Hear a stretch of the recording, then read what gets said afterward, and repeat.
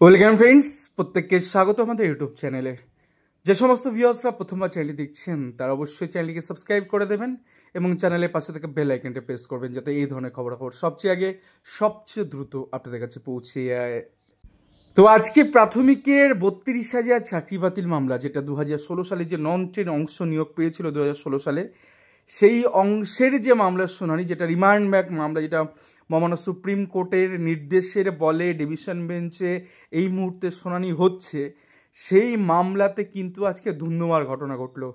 তার কারণ আজকে হিয়ারিং পর্বে যে বিষয়টা নিয়ে একটা ভয় ছিল, সেটা কার্যত ইন সার্ভিসদের আইনজীবী কিন্তু আজকে যেভাবে গোটা বিষয় এক্সপোজ করে দিয়েছে, তাতে করে আখেরে ক্ষতিটা কিন্তু 32,000 শিক্ষক শিক্ষিকারই হলো। কেন এই কথা বলছি, গোটা ব্যাখ্যা দেবো, ভিডিওটা শেষ পর্যন্ত শুনুন। আজকে এই মামলায় সব থেকে বড় যে পেহলু, অর্থাৎ এমন একটা মামলা যে মামলার দৌলতে, দেখুন, টেট পাসদের কোনো মামলায় কিন্তু ব্রেকআপ তালিকা বা প্যানেল প্রকাশিত হয়নি।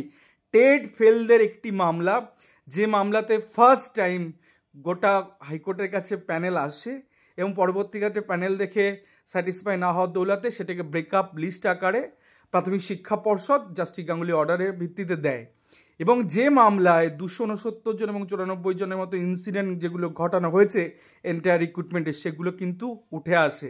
আজকে ইন সার্ভিসদের যে আইনজীবী যিনি বক্তব্য রাখলেন রমেশ মালিক ম্যাটার এবং সৌমেন নন্দী মামলায়, তা শুধু বিস্ফোরক নয়, ভয়ঙ্কর ভয়াবহ। তার কারণ যে ডালে বসে গাছ কাটা হচ্ছে বা ডাল কাটা হচ্ছে গাছের যে ডালে বসে, তাতে করে যে অংশে তিনি বসে আছেন আর যে দিকটায় তিনি কাটছেন, তাতে করে তার নিজেরও পড়ে যাওয়ার সম্ভাবনা আছে। তা সত্ত্বেও তিনি কিন্তু ডাল কেটে গেলেন এবং একটুখানি বাদিয়ে রাখলেন, গোটা অংশটা প্রায় কেটেই ফেলেছেন। তার কারণ এন্টার রিক্রুটমেন্টে এই ঘটনাগুলো ঘটেছে। তারা যে চাকরিগুলো পেয়েছে সেটা 2016 সালের রিক্রুটমেন্ট প্রসেসের চাকরি, সেটা 2022-23 যে চাকরিগুলো হচ্ছে তার মেমো নাম্বার দেখলে বুঝে যাবেন।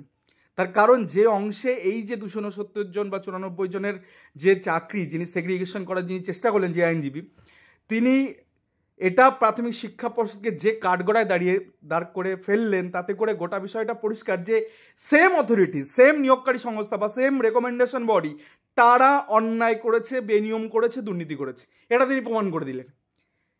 তিনি প্রমাণ করে দিলেন এবং সেই নিয়োগেরই প্রমাণ করে দিলেন যে নিয়োগে তারও ক্যান্ডিডেটরা চাকরি করছে।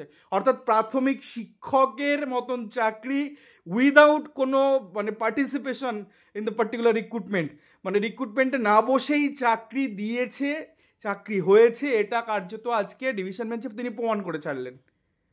ক্ষতিটা কার হলো? ক্ষতিটা ইন সার্ভিস 32,000 টিচারের হলো। এই কথাটা যদি বঞ্চিতরা অ্যালিগেশন তুলতো, ওরা কেন ভাই চাকরি পেয়েছে, আমি কেন পাইনি, সেটা আলাদা বিষয় ছিল। কিন্তু এই জায়গায় যেখানে এটা নিয়ে কোনো গিভান্সই ছিল না, বিচারপতিরা জানতেনই না ওই মামলায় কি হয়েছে কি না হয়েছে, সে বিষয়গুলো আগ বাড়িয়ে তোলা হলো নিজেদেরকে সেভ করার জন্য, হয়তো মৌখিকভাবে প্রিলিমিনারিভাবে, কিন্তু আদতে ক্ষতিটা তার হলো। কারণ সেই নিয়োগকারী সংস্থার দিকে আঙুল তুলে এবং তাদেরকে কারাপ্ট প্র্যাকটিস তারা করেছে, যে ম্যালাফাইডভাবে নিয়োগটা করেছে, যে আরবিটারি ম্যানারে নিয়োগ করেছে, সেটা কার্যত প্রমাণ হয়ে গেল। প্রাথমিক শিক্ষা পর্ষদ আজকের পর থেকে, এই আর্গুমেন্টের পর থেকে, কারাপ্ট একটা বডি, একটা দুর্নীতিবাজ বডি, একটা অনিয়মকারী, একটা বেনিয়মকারী বডি, এটা প্রমাণ হয়ে গেল। তার কারণ এরা এইভাবে নিয়োগ দিয়েছে যেখানে গিয়ে দেখা যাচ্ছে without participation in the recruitment. অর্থাৎ 2016 সালে নিয়োগ প্রক্রিয়ায় বসানো হয়নি অ্যাকচুয়ালি। টেটে হয়তো তারা আনসাকসেসফুল ছিলেন, পরবর্তীতে তারা 1 নাম্বার বেড়ে যে তারা সাকসেসফুল হলেন, তারপরে যে আরও কিছু পদ্ধতি আছে, স্ক্রুটিনি, ভেরিফিকেশান, দেন তারপরে তাদের ইন্টারভিউতে বসবেন, অ্যাপটিটিউড টেস্ট হবে, তারপরে তাদের নিয়োগ হবে, সেই অংশটাকে ব্যতি রেখে তারা যে চাকরি পেয়ে গেল সরাসরি, সেটা কার্যত আজকে ডিভিশন বেঞ্চে কিন্তু প্রমাণ করে দিলেন এই আইনজীবী। কাকে প্রমাণ করলেন? কার বিরুদ্ধে অভিযোগ? প্রাথমিক শিক্ষা পর্ষদের বিরুদ্ধে অভিযোগ। বঞ্চিতদের কার বিরুদ্ধে অভিযোগ? প্রাথমিক শিক্ষা পর্ষদের অভিযোগ। 2 4 কিন্তু মিলে যাচ্ছে। এই কাজটা তো বঞ্চিতদের করার কথা। যে নিয়োগকারী সংস্থার থেকে রেকমেন্ডেশন পেয়ে অ্যাপয়েন্টমেন্ট নেওয়া হচ্ছে, ডিপিএসসি তত্ত্বে তারা চাকরি করছে, সেই রেকমেন্ডেড বডিকে আজকে কারাপ্ট রীতিমতন মহামান্য ডিভিশন বেঞ্চে প্রমাণ করে দিল। এবং এই যে আরেকটু যে ছেদ যুক্তিটা অ্যাড করা হলো, তারা 42,000 অংশ নয়, এটা কিন্তু নয়। এটা তিনি খানিকটা হয়তো তিনি বলতে চেয়েছেন এক কথা, কিন্তু বেরিয়ে গেছে আর এক জিনিস।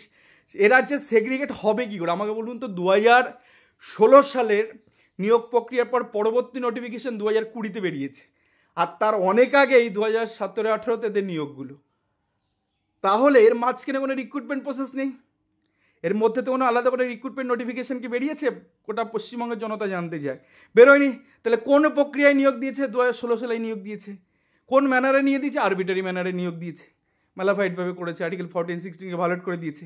কে করেছে? প্রাথমিক শিক্ষা পর্ষদ করেছে। প্রাথমিক শিক্ষা পর্ষদ যদি এই রকম দুর্নীতিপরায়ণ হয়, তাহলে তাদের দেওয়া যে কোনো নিয়োগ প্রক্রিয়ায় যে কোনো নিয়োগ সেটা কী করে বা ভ্যালিড বা কোর্ট সংসদ চোখে দেখবে না কেন? এটা তো ভুল প্রমাণ করে দিল তাদেরকে, যে তারা ভুলভাবে নিয়োগ করে, তারা ভুল একটা সংস্থা, তাদের এমন একটা সংস্থা যে সংস্থা আরবিটারি ম্যানারে নিয়োগ করে। প্রাথমিক শিক্ষা পর্ষদের দিকে আঙুল চালিয়ে দিল।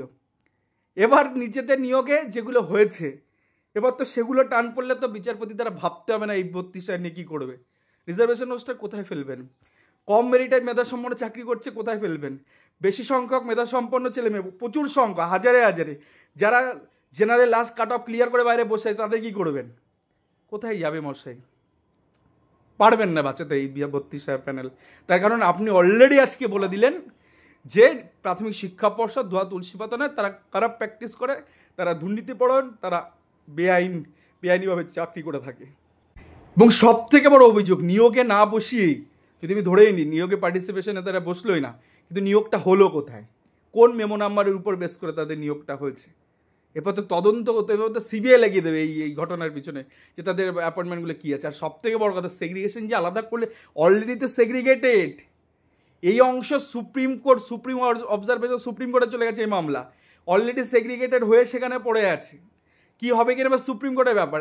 একটা সুপ্রিম কোর্টে থাকা একটা মামলা সুপ্রিম অবজারভেশনে রয়েছে, সুপ্রিম অপারেশনে রয়েছে, সেই মামলা ডিভিশন বেঞ্চে কি করে একটা পুরো গোটা দিন তার উপর বেস করে শুনানি হতে পারে? হতে পারেই না।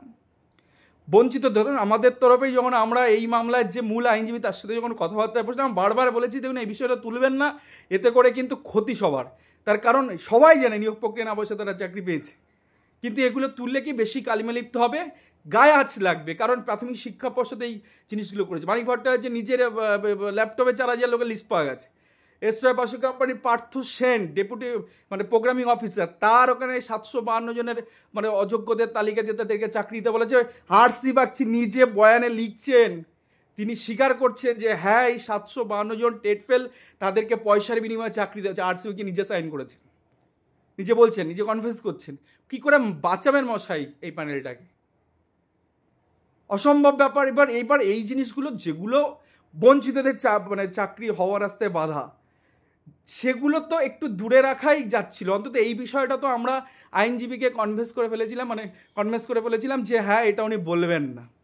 আজকে যে বিষয়ে সত্যি প্রাথমিক শিক্ষা পর্ষদকে আমরা কাট করা দাঁড়ালে তো সেখান থেকে বঞ্চিতদের চাকরিটা হবে না, এই বিষয়টা বঞ্চিতরা বুঝতে পারছে।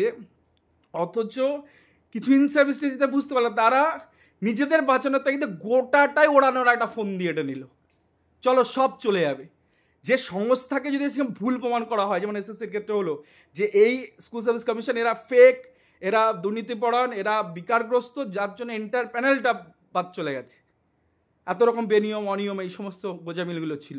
আজকে বেনিয়মগুলো তুলে দেবে একটা ইনসার্ভিস, তারা অলরেডি চাকরি করছে, তাদের কী এসে যায়? এই বিষয়টা আসতো না। সেগ্রিগেশন তো অলরেডি জাস্টিস গাঙ্গুলি করে দিয়েছেন, ট্রেন নন ট্রেন, তারা ট্রেনের মধ্যে পড়ছে। সেই বিষয়টাকে বারবার আনা হচ্ছে যাতে করে 32,000টা 42,000 হয়ে যায়, আর কিচ্ছু না।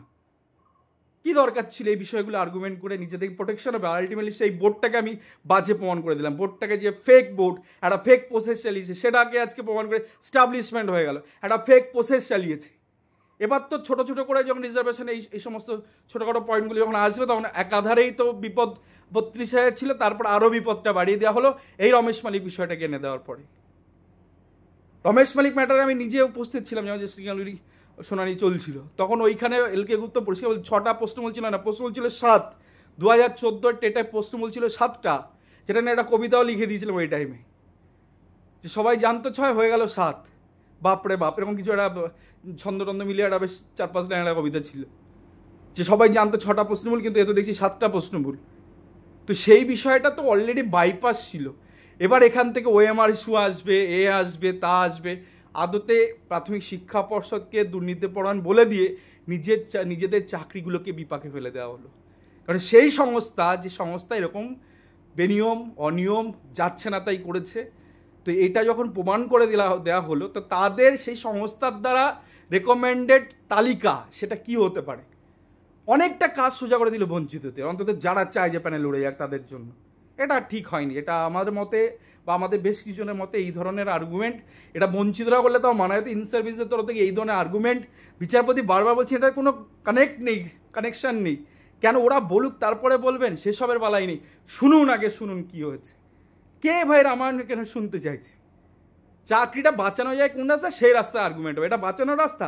প্রাথমিক শিক্ষা পর্ষদকে কাঠ করে দাঁড় করে দেওয়া হলো। এরা একটা ফেক প্রসেস, ফেক পদ্ধতি, আরবিটারি ম্যানারে, ম্যালাফাইড ম্যানারে এরা নিয়োগ করেছে, সেটা প্রমাণ করা হয়ে গেল।